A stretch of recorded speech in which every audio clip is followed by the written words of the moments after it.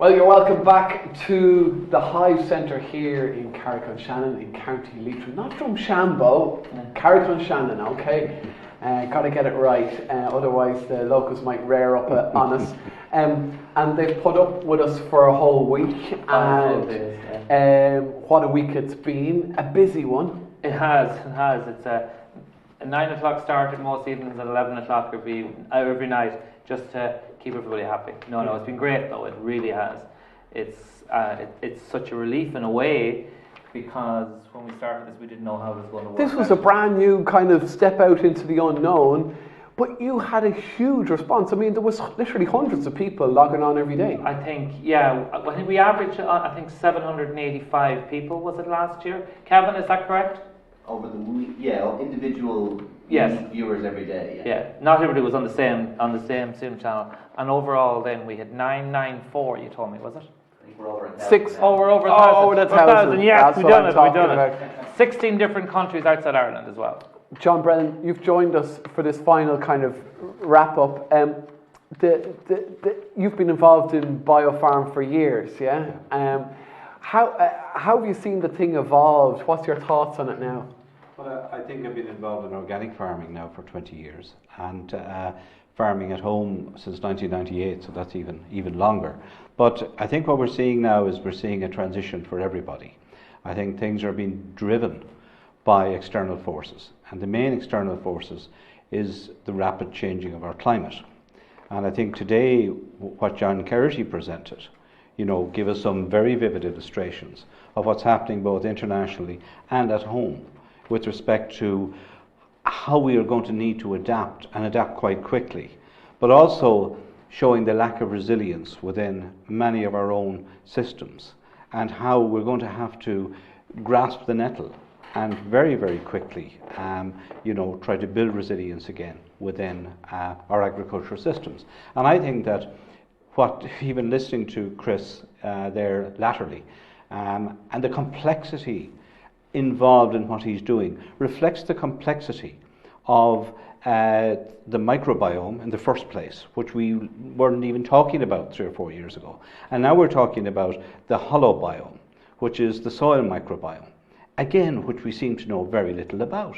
So it is a race. It's going to be a real race for us to try and, on the one hand, deal with this adaptation which is going to be required by plants and animals, and learn very quickly how again to farm both biologically and regeneratively. But it's also kind of exciting, isn't it? Oh, it's extremely exciting. It's almost like, it's a little bit dangerous, I think. But one of the things that also strikes me as well is maybe if we go back to somebody like Rumi, who was the Turkish mystic, who talked about the ego. And I see the ego in everything as being the major problem. Is that everybody, and I think that quote about Michael Harding, and that realising that maybe the 30-year-old Michael was a bit of gobshite when he now looks at himself. We see that in all of us, but our ego is something that we need to get past. So one of the things that Rumi talked about was the idea of reducing the power in our own voice, to be able to take in information and to listen better. And I think that's a challenge for us all. I think we all will have to be like Chris. We will have to be minded and park a lot of the information that maybe we got for a large part of our life in order to sort of become more effective as farmers and as people who have a duty of care to the environment as well. Okay, so philosophical insight as well as biological. I'm going to bring in Nicole Masters here, because we've been joined by popular demand, I think. There was so many questions came in after her presentation during the week. Nicole, are you there? I am. Can you hear me? Loud and clear. The wonders of technology from the other side of the planet. And we've had speakers from literally all over the world. Nicole, thanks so much for taking the time to join us again. What time is it out there? In Montana, it's 12 o'clock, midday. Okay. There was me thinking you were talking to us from New Zealand or somewhere like that. Am I just mixing up accents and places? The accent might, I'm pretty much based in the US now. Okay, very good. Well, Montana or Montenegro or anywhere else, you're more than welcome to join us. We're going to tear straight into a couple of questions here. Glenn Boyd says, have you any comments on the nitrates issue in New Zealand and how quickly our dairy farmers turn into biological farming out there? I wonder what he means by comments on the nitrates issue. I mean, there's certainly been a lot of controversy and debate in New Zealand at the moment about the relationship between colon cancer and nitrates. We do have a nitrate issue in our groundwater, which is not surprising when you're on ryegrass and clover and you have very shallow rooting systems.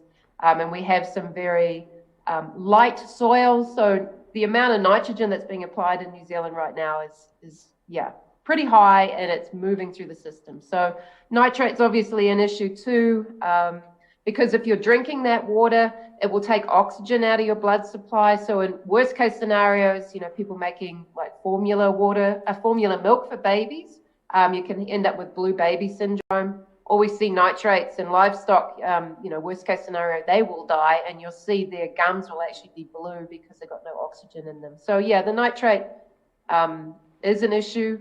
We are seeing an increased interest from dairy farmers into regenerative ag. And in part, obviously legislation's really causing some hiccups. So they're putting in legislation about the amount of nitrogen that you're using. And so if all that you do is drop your nitrogen and you don't change anything else, well, yes, production's going to decline. So we are seeing quite an exciting increased interest in dairy farming. Okay, and I know that you wanted to maybe clarify something from earlier in the week, that minimum tillage does not increase soil carbon. Decades of this method by Gary Zimmer showed only short cycle carbon is increases. Is that something you wanted to expand on further? Well, I just think in our drive to trying to find a solution to either cultivation or glyphosate or herbicides, that it seemed that shallow till is the way to go, and I just don't think that that's really innovative enough. We're not really solving issues by going down that track. We are seeing some producers getting closer to organic no-till, which I think is really, really exciting. But there's a lot of challenges in learning how to do that, and methods in terms of intercropping and understory management or crimping crops or whatever. But yeah, I had an interesting conversation with Gary Zimmer. His book, The Biological Farmer, is a must read, and is advancing biological farming. He talks a lot about shallow incorporation and incorporating like green materials, growing crops that you would turn in. And that's brilliant in terms of lifting that respiration and that carbon cycle like John Kemp was talking about. But we're not seeing a long-term trend in terms of building carbon. So some of my best horticultural operations that do this as a practice, so growing, they'll actually fallow with a green manure crop that they'll then turn in. We're managing to maintain carbon in the soil, but we're not building it. Can I ask you on that point, was that including, we'll say, with rotations where you might be going back into, you might be grazing off and then going back into fertility building phase again? I mean, potentially that might be the solution, is to go to a livestock or a perennial system for a couple of years and then go back into cropping. But what I was thinking more is permanent cropping, or where people are thinking, I can get away with this if I just do shallow cultivation. I don't think it's going to stand up. And to get away from that dependency on glyphosate in those min-till or no-till systems, you'd be optimistic about that? I mean, it always felt like it was the holy grail, that maybe we'd never find it and it would never be possible. And we are seeing producers that are getting closer. Or they're finding ways to have like permanent intercropping. So Lauren Steinledge, who's in Iowa, and Rick Clark are both doing some pretty innovative stuff. And what Lauren Steinledge has is he actually has a permanent white clover bed that he plants corn into, which is it's just extraordinary to see what they're doing. So I think the innovation is going to come from farmers and within the farming community, because if things like glyphosate are banned, and I really hope that we don't have that kind of knee-jerk reaction, because I think people will then go to harder chemicals or cultivating more. We need to be focusing quite a lot of our attention on how is it that we solve this. Okay. I've got another question in here from an Andrew Ferguson. Are any of the dairy farmers using regenerative agriculture as a marketing tool or brand for their produce? In other words, does it have value beyond what it's doing for the environment or beyond how they feel about their job? Is it adding a premium to what they're producing? Yeah, so there's quite a few of those dairies in New Zealand. Because you can now sell raw milk in New Zealand, we're seeing regenerative raw milk producers that are doing incredibly well and are getting a premium for that product. I mean, they're also tying in the A2. They have like open door policy, so people can come and have a look and really connect to what is happening with dairy and what is possible in dairy. And what's exciting for me is that a lot of these dairy farms, well, not a lot, but there's a core group of dairy farms in New Zealand that have been doing this for quite a long time.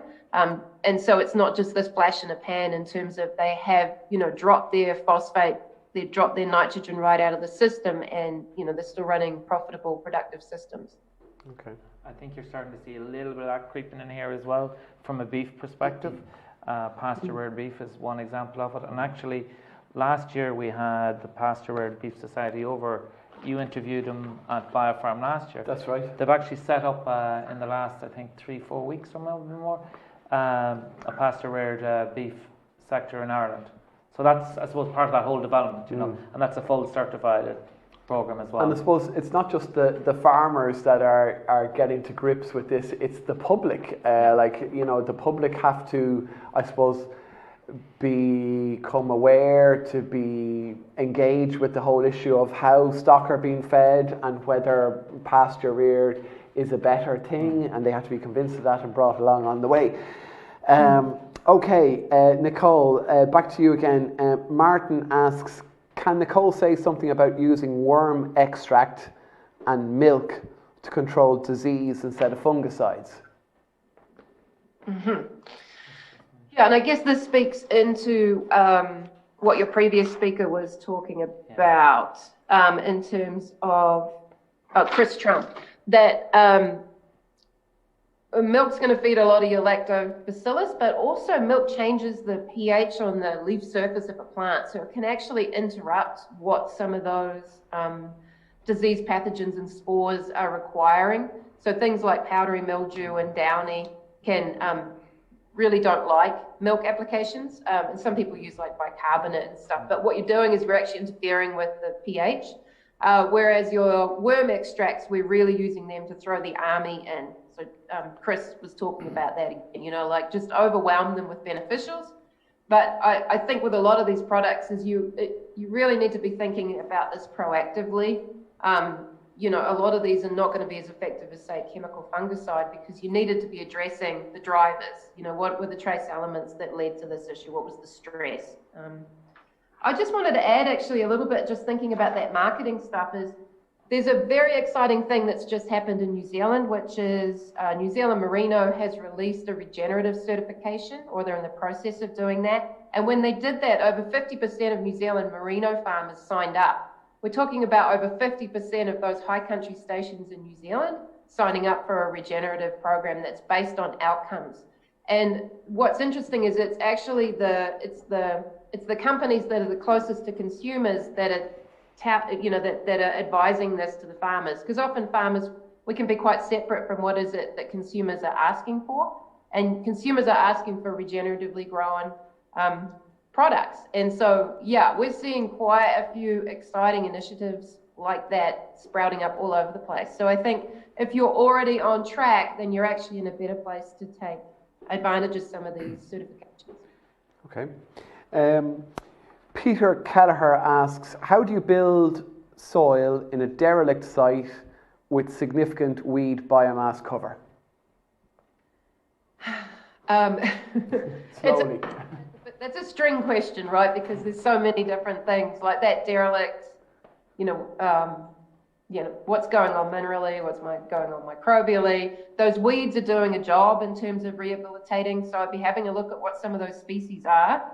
Sometimes on sites we can find some of these weed species that I call the safety release valve weeds, and they're telling you that there's some kind of hardcore toxin in there. So I'd get really interested about what the types of weeds are and really look to what is that landscape trying to tell you. But yeah, there's no silver bullet for this. Okay. Glenn Boyd asks, if a biological porous soil will deal with other herbicides like 2,4-D. Yeah, so that's what I showed you that slide about. Yeah. What that, if your soil is, microbially humming, has that aggregate structure, has microbiology in there, then they can bioremediate those chemicals. And that was what the outcome of that study was that they couldn't find the 2,4-D. It had just been totally broken down by microbiology. And so, they do use worms, they use compost, different mushrooms to mycoremediate, some pretty hardcore chemicals and heavy metals. So there's a lot that plants and microbiology can take care of. It's just that when your system's totally degraded, we're not able, that system just doesn't have any resilience and can't bounce back from those chemicals. So we're seeing chemical buildup that then suppresses the biology. Okay. I think this next question has probably been answered by various different speakers during the week, if not yourself. What about grass varieties in dairy pastures? Does anything work better than the mainly standard ryegrass sleighs?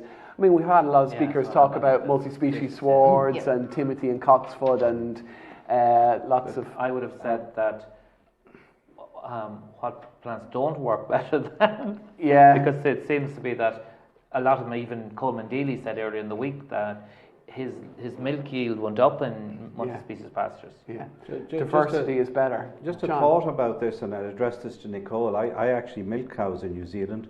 I worked on share milking farms around Matamata, and at that time, the basis of the whole dairy industry was based on clover. For God's sake, New Zealand gave white clover to the world. I wonder, Nicole, and I know the subsidies were removed in farming in New Zealand in the 1980s, but why did it transition away so much from what I saw was a sustainable model of dairying to the one that's, I would say, that's there now that isn't so sustainable? Yeah, I think you got to look to the structure of the big business and the so-called cooperatives around that. Driving bigger is better, and we need more and more milk production, and we've got to feed the world, that kind of philosophy that actually didn't really benefit New Zealand. Just changing it into an industrial model instead of the family farm model. But I think that question about pasture diversity, when you ask what work means, I think we always need to think about with our pasture mixes is goals. And if you're, the whole ryegrass and clover goal, just keep it looking pretty, then maybe that's your goal, and you think chicory and other things isn't going to work for you because that's not your goal. So we always got to look at, is it fulfilling your personal goals? Yeah, because a lot of this other stuff with diversity, you're fulfilling not only your goals, but the entire ecosystem and the planet, or further downstream by using some of these diverse species because of reductions in greenhouse gas emissions and volatilization and leaching. Okay.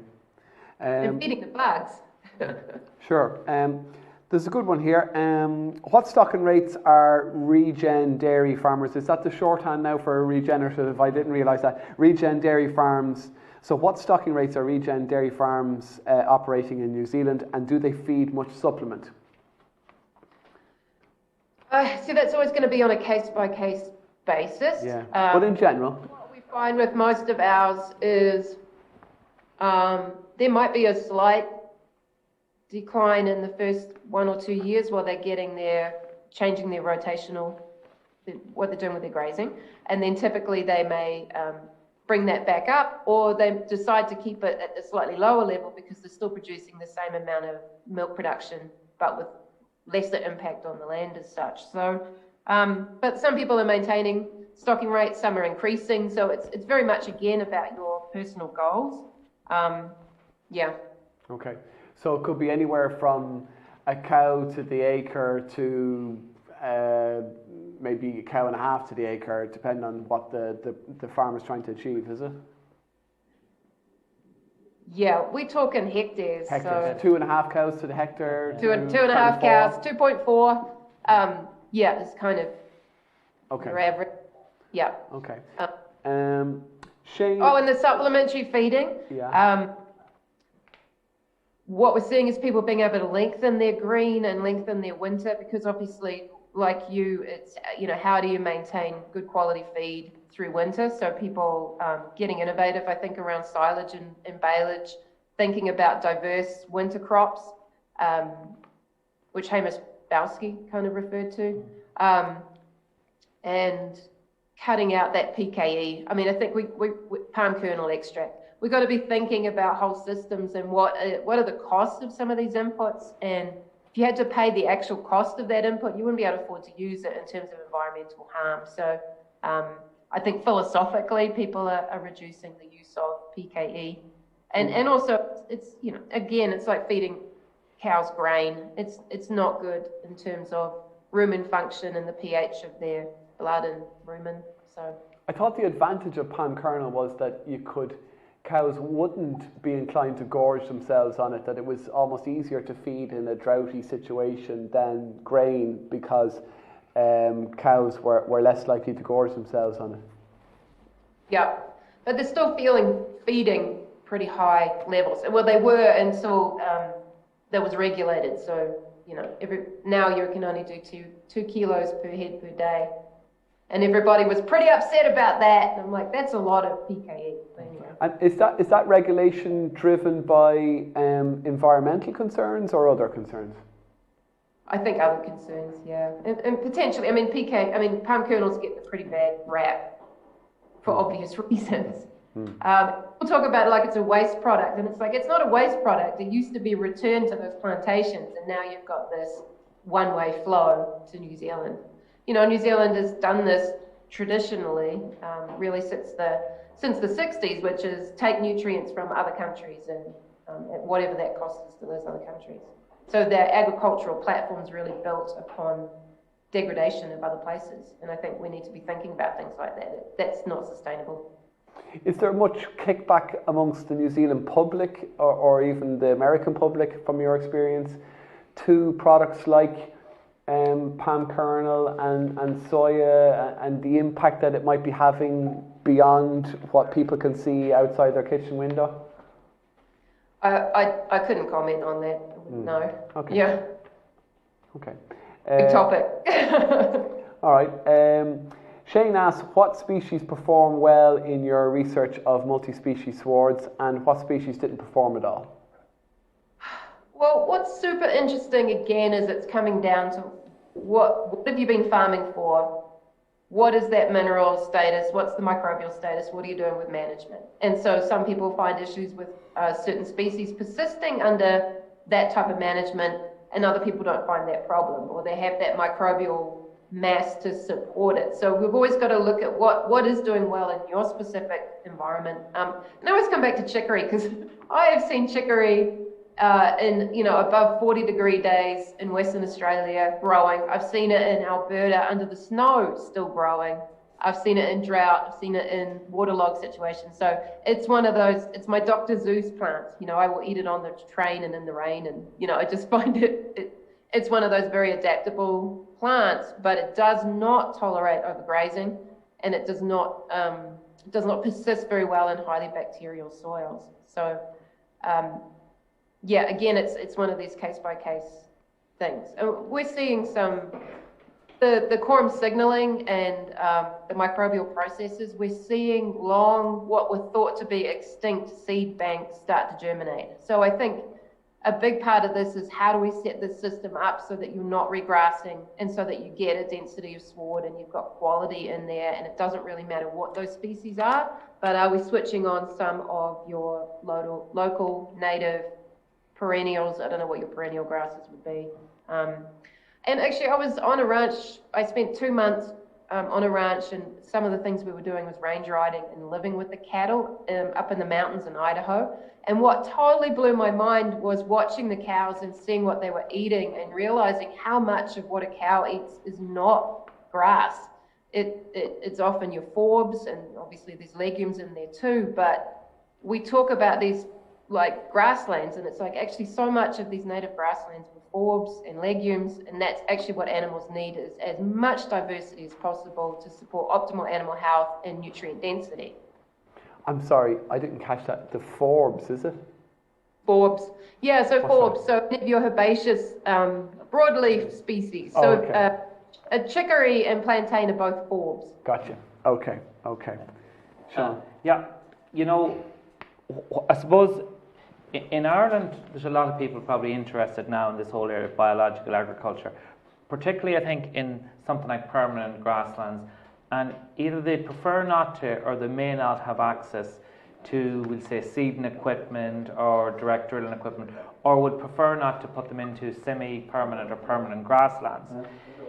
Can you just discuss or maybe roll us through any, I suppose, practical ideas on how we could start to mix diversity? And I suppose in the context that we probably don't ever have a huge amount of bare soil. It would be fair to say in Ireland we don't have that patchy bare soil. Okay, maybe post tillage or whatever, or crops, but as a general rule in grassland we wouldn't have an awful lot of very bare soil. And how we could, even timing, start to, I suppose, cheaply insert multi-species into permanent or semi-permanent grassland. That's a long question. That's why I like the seeds and the minerals, is that you're pretty much excluding other species while those seeds germinate in the cowpats. So putting seed in and just doing that as a matter of course on every round, and you'll be surprised at how much additional diversity you can introduce without it costing you a lot of money. So is this, would you mean there is the bucket itself and putting seeds into it? Is that what you mean? Yeah. Okay. So putting your seeds and basically feeding seeds to your cattle. Okay. They go well through horses, not as well through more efficient grazers like sheep and goats, but through cattle and horses, we get really good spread. And if you are, condensing and getting, or even if while you're feeding seed, you do condense your animals so that you're getting more even spread of manure and urine. And we do as little as 2 kilos a hectare, and see, you can substantially see that change. So that's quite fun. Some species will germinate from the surface, so you can broadcast, or if you're putting compost on, you could put some seed in with that, and then you're going to need to graze a couple times hard to deal with the competition of having a dense sward in there anyway. But what we find is if you really are working with these biological practices and management, as you start to shift, the species start to shift, and we need to change our perception of what we think of as weeds, because when you watch animals and watch what they eat, they're often eating what you thought was a weed.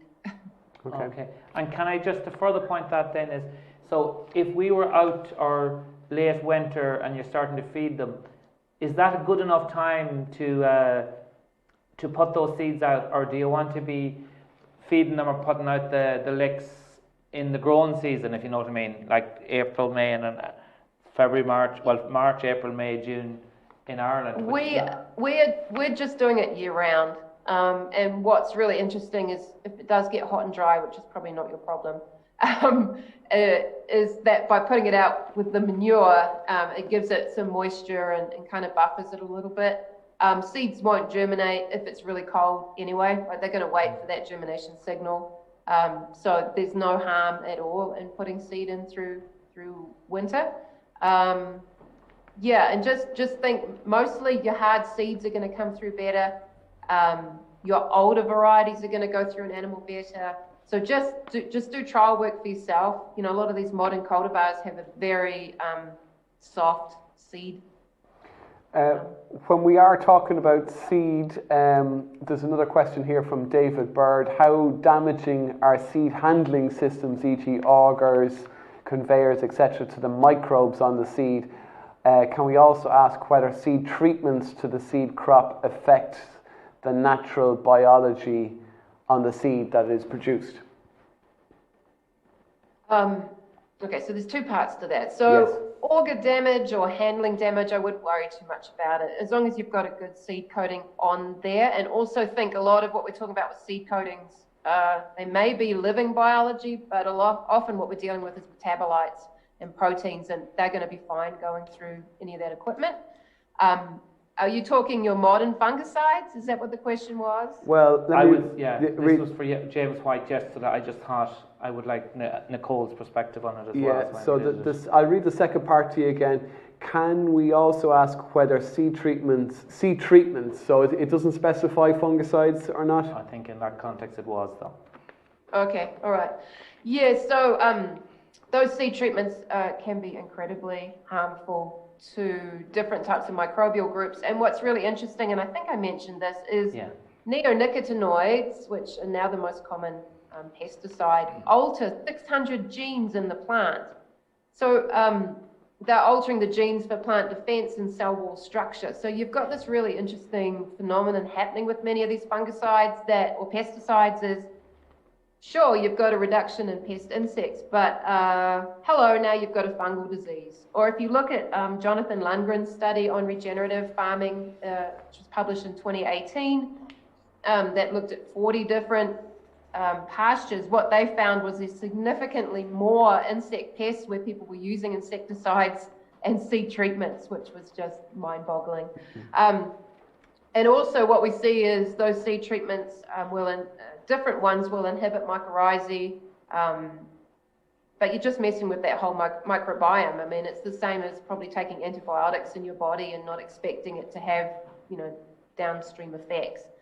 So they're one of the ones that I really want to see people remove from the system as soon as possible, and can we get these biological seed treatments on them instead? So not going naked, because there's probably a lot of insect pressures, and I'd say if you guys are anything like New Zealand, there's a hidden nematode harm. Like they reckon it costs New Zealand over $1 billion a year in production losses to these nematodes, because we have these systems that are really broken down. And if people go home, if you're just doing a bog standard program, go and dig up your plant roots and see how deep they are. If they're only 2 inches deep and they're very sharp line, you probably have nematodes in the system or some kind of root feeders or root chewers. And I'm going to put my money on you guys have a mealybug problem as well.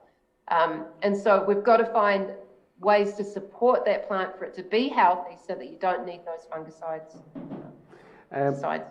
You mentioned roots there. John D is asking, he's pointing out that he's seen ryegrass roots down to 2 foot deep. Now, maybe he has just very healthy soils, because ryegrass is criticised for being such a shallow rooter. I mean, does it depend on the soils and the place, or is that that 2 foot a bit of an outlier? It's an outlier, yeah. There's very rarely that we see ryegrass like that, but you can. So I've got some photographs of probably 2.5 feet deep ryegrass, and it was on a loam, so not just a sandy soil. But yeah, that was very much about the management above ground. So, if you are grazing like this all the time, don't expect to have this massive root system. But sometimes what people say is, they've got 2 feet of roots, and you go and have a look, and 80% of the roots will be in that top inch, and then you'll have a couple of spindly ones that are heading down, and then they go, oh, look, they're 2 feet. And it's like, not really. So we can talk about where is that 80% of the depth? Yeah. Okay. How do you replace, this is a question from Tim Bowden, how do you replace the minerals P, Ks and magnesium, for example, that you export from the farm in cash crops? Yeah, it's a good question, and it's I think it's one of the arguments from kind of traditional, conventional thinking is that you take out this much, you must put this much in.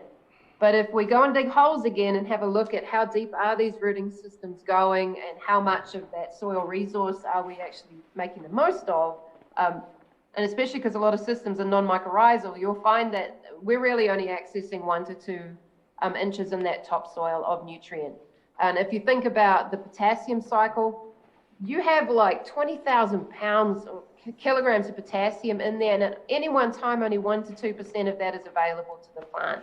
And the reason for that is root architecture, litter, organic materials, rooting systems, all of that. So all of these biological functions is how nutrients become available and become functional. And so this whole idea, they just did a review of 500 different potassium fertilizer studies and pretty much found there's no point using potassium fertilizer. Where you need to be looking is liberating that potassium, flocculating, opening up those plates in your soil, because that's where the potassium is bound. So what we find is we're building soil up and we're building soil down. So suddenly, instead of having 2 inches, you've now got 3 feet of nutrient potential. And so how long that lasts, we don't know. There's no one that's done this work. But if you look at what Gabe Brown's doing, is he's seeing an increased lift in nutrients by like 1,000-fold higher than all 3 or 4 of his neighbors. So it's about that biological system opening up and making nutrients available that in a conventional system would never be available. Okay. And this to say that at some point you don't put some nutrient on as well, which is what I love about regenerative agriculture, is this is not dogmatic.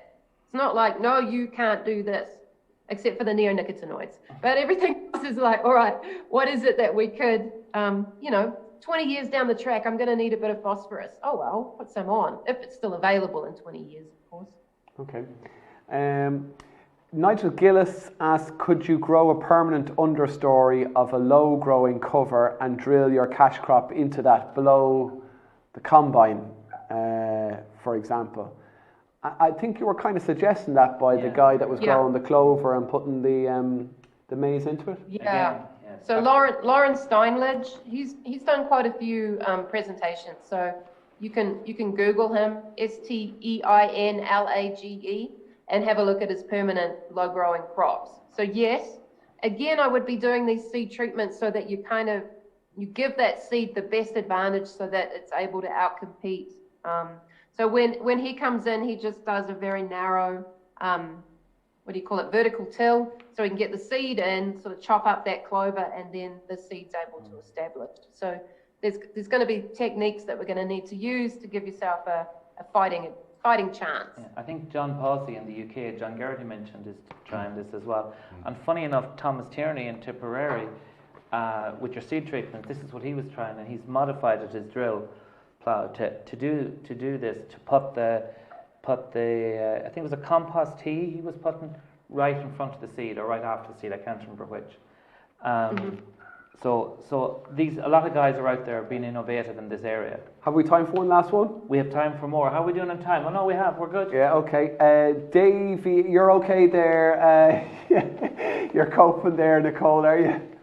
Yeah. No. Okay, Davey. We're going to talk about my favourite topic.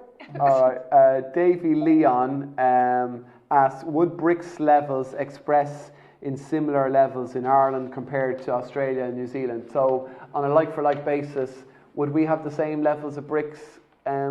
Maybe she's referring to the fact that we have less light intensity in Ireland compared to New Zealand? Yeah. Well, we've got less ozone in New Zealand, I guess, but a lot of our areas have, pretty long cloud cover periods. I think your BRICS is going to compare more closely with New Zealand and places like Gippsland in Australia, so the southeastern part of Australia. And that really is a function of just the amount of moisture that we have in those leaves and the amount of cloud cover that we have. So like John Kemp mentioned, BRICS is incredibly complex. So it's there as a guide for you to really consider what are all these different factors that are affecting it. And if you are running a BRICS below 3, you want to get really, really curious about that and really interested about the quality of feed that you are feeding animals. And also, BRICS dynamics are different in perennial compared to annuals. And probably a lot of what you guys are doing is annuals, I would say. Is that true? If you're a tillage farmer, annuals. I mean, grass, livestock farmers would be generally working off grass, which are perennials, right? So. Well, no, because you think annual ryegrass and your clovers, subterranean clovers, and a lot of them are annual crop. I mean, they're annual plants. They're just constantly reproducing. Okay, gotcha. I have another question that I actually ruled out because I was asked yesterday. It's from David Wallace. What effect does acid phosphate have on limiting microbial access to P reserves? And is there any negative effect of muriate of potash on soil biology? Yes. So, and again, like talking about whether or not do you need muriate of potash, part of it's the functionality of a lot of these fertilizers is that they're incredibly acidic. I think the acid index on muriate of potash is like 300. And so part of what they do, or the salt index rather, is they can acidify or release bound nutrients. So that's part of kind of how they're functioning. So we talk about mining soils. That's what a lot of these chemical fertilizers are doing. So if we are putting on higher amounts of potassium, and actually, not potassium, phosphorus, it's interesting when you read in the literature, like you can pretty much make any argument you want to make by reading whatever fits your paradigm when you look through the literature. So there's certainly papers that say, oh, potassium doesn't do anything to mycorrhizae, or phosphorus, or the microbial population's in better shape with phosphorus applications. But we certainly find in the field measurements on and even small amounts of soluble P, we're finding that plant just goes, hey buddy, I don't need you. I'm not going to be investing in you. And it's the same with high amounts of nitrogen or whatever. You're basically training that system to not have that microbial community functioning, because that plant is having to feed those microbes. And if it's getting the nutrients, it's like, oh, I don't really need to feed you. And what we're finding with a lot of modern cultivars is they've bred them in environments that have pretty high fertility, good moisture levels. They no longer have some of these microbial synergies, which is a real issue. And it's something I've talked to some of the seed companies about, is we need to be thinking about resilience if we're going to farm into the future. So some of these new cultivars are a terrible idea. That application of phosphate, again, this is why we're seeing these shallow rooting systems, is that phosphorus is just sitting up on the surface, the nutrients are going to concentrate there, and then be tied up pretty fast. So this is where that application of adding a carbon in with whatever nutrient you're putting on, and particularly phosphorus, is just going to help. Or thinking more about the slow release forms, so your RPRs or your guanos, and getting away from MAP and DAP and super or whatever people are using, because you want that phosphate to be sustained over the whole season so the plant doesn't freak out, basically. Okay. I have one last question. This is your very last one now. Okay, you're pushing your luck now. And I'm going to maybe target more around for beef production. If we have farmers looking in now that, and it doesn't necessarily matter whether they're conventional or organic, but who are wondering if they want to go down this biological route and do that, in reality, and we'll say it's suckler beef, we'll just say it's suckler beef to simplify it. In reality, do they have to move to some form of holistic or rotational grazing scheme to get that benefit from a biological farming system? That's a good question, and you can choose not to, but you're going to spend more money. You're going to have to be spending that on fertilizer or biostimulants or those kind of inputs. Whereas, grazing really is your low-hanging fruit. Investing in fence and water is the best thing that you can do, and you can resist that for as long as possible. But really thinking, how do animals move across landscapes, and trying to replicate that. And having adequate recovery. I mean, New Zealanders are they're going to shoot me, but the best rotational overgrazers in the world, and it's part of what's created the conditions that we have in terms of our water health. For the cattle guys, if you don't want to go into some of the research has shown you don't need to be moving 4 or 5 times a day. That actually you got to weigh up your lifestyle, is this regenerative for yourself in that whole process as well? And 4 or 5 times a day moves don't necessarily show up any more benefits than moving every second or third day. So it depends on, the time of year and what you're able to manage, and maybe you need to have a holiday. So, you don't have to go really, really crazy with it, but it is about making sure that you're not in a field long enough for an animal to take a second bite. That's the main thing that we need to be focusing on. Yeah. Great. Okay, Nicole, I think you have earned your your tea, let's call Tequila. it. Tequila, fair enough. Stein Lager, perhaps. And it is Friday evening, and I'm conscious that our viewers, there's more to our viewers' lives than biological farming. No, there's not. No. This is their new religion from now on. Well, I'm going to encourage I just them. feel like you guys have filled people with so much information in 5 days, and I imagine that a lot of people are feeling really overwhelmed right now, and like just there's so much information out there. And so I think for me the take home really is like just let it sink. Don't kind of feel like one, you're stupid, or two, it's too hard, or any of those places we go to in our minds. But really connecting, I think, with some of the networks that you guys have got. And we talk about walking in the footsteps. If you're walking through a minefield, follow the person in front of you, and maybe perhaps finding someone that you trust that you can kind of work with and just help some of these ideas percolate. Because there is so much coming out, and there's also a lot of traditional wisdom and things that's, thousands of years old, and then suddenly we're just getting bombarded with it. And I think patience and being kind to yourself would be my kind of take-home message, and find some buddies, and that's where I learned most of my early stuff was working in farmer groups. We'd just go out, we called it ruffling through the underpant drawer, go and visit each other's farms, what's working, what's not working well, and just create these hubs of sharing information. And I think Hamish Balsky mentioned Quorum Sense, this group that they just share so much information, and it helps. Practical information. It helps to just, okay, what's the step that I could take that feels safe? And, trial some of this stuff. Don't just throw all the baby out with the bathwater. Great. And in a post-COVID, we'd hope to see you in an Irish field or two in the future. Oh, I would love to do that. Yeah. Okay. Nicole, listen, thanks so much for taking the time to join us and giving us some valuable insights there. That is Nicole Masters there, all the way from Montana. From New Zealand via Montana, back here in Carrick-on-Shannon.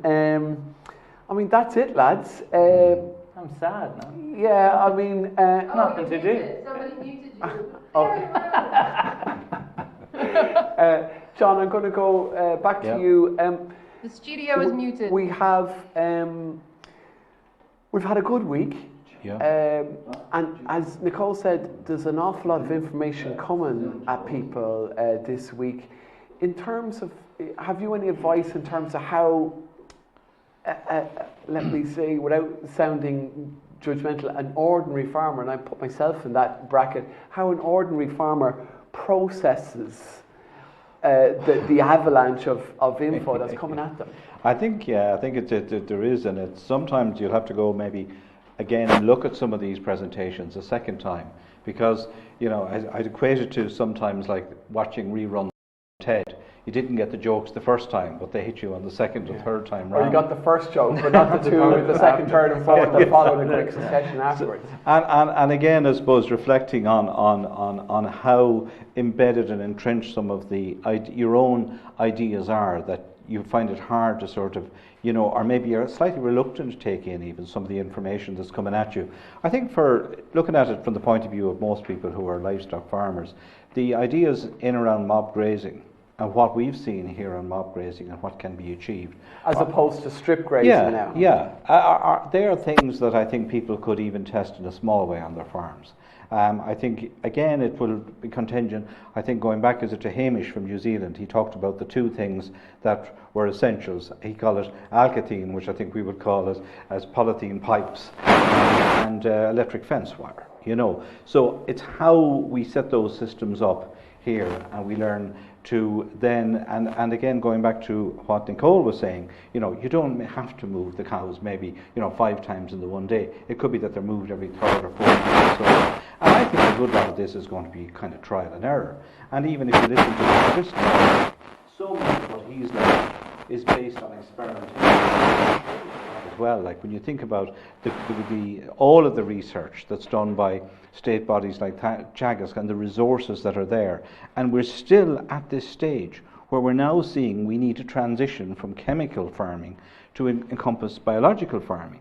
So really we have to take our hats off to people who have experimented in this small way and are passing on information for us then to carry out further experiments under our own conditions. Those people that, as Nicole referred to them, they walked into the minefield first. They took the first steps. Yeah, but I do think it's interesting that we had 18 people over 20 presentations basically for the last week. But in different versions might be, but they're all telling the same message. 18 people. Yes, 18 different people. Sorry, 20 different people, because there was two lads and one. There was 20 different people spoke. But every one of them, in their own way, are telling this a very similar story.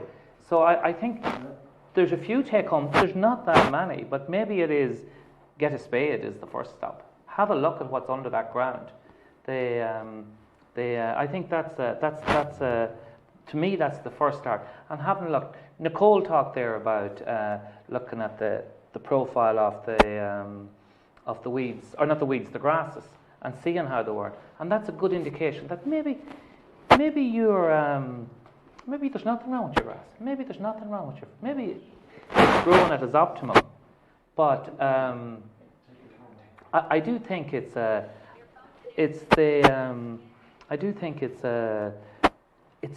relatively straightforward thing. And I think guys are going to say, okay, now it is mad stuff in a way for some people that's coming through 40, 50 years of doing the same thing, or a model that's been told to do it. So they just have to step back and say, right, I like this idea, because I think an awful lot of people like this idea. I think that's the first thing. Biological agriculture sounds very good, even to somebody like you, Darragh. Even somebody like me, yeah. It does. Wedded to the sprayer yeah. and the can of chemical. But it is. It's an interesting idea. So I think, like I thought maybe Nicole's point on the way you'd start in a mixed species grassland in a permanent grassland, where you just try that. What is it going to cost you in the greater scheme of things? And see a few things like that and see what happens. No, I don't think you have to park up the sprayer at all, because I mean, we have quite a few practicing biodynamic farmers in Ireland, and spraying various preparations are a big part of what they do. And I believe that what's happening in biodynamics, which again was very much experimental, and wasn't substantiated by any science that was available, is also happening out there with the work that, say, Chris Trump and others are doing. There are crossovers. It's a little bit like when he said, you know, same but different. When he talked about the gut microbiome, and you took you know, fecal matter from a healthy one and you put it into an unhealthy one and you got a result. We don't always have to fully understand, but we'll say what's happening. But as long as we can see the result at the end of it, we have time then to go back and drill up and see why, you know, through science or through experimentation, how this all happens, you know. When you think about it, 20 different lectures, for want of a better phrase, from 20 different experts in their fields from all over the world.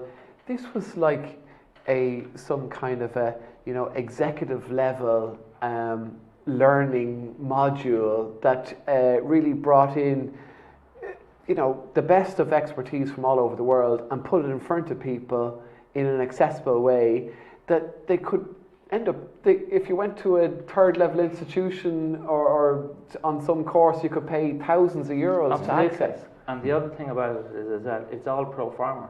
It was all about making money at farm level. And this is something we often forget about, I think, in agriculture.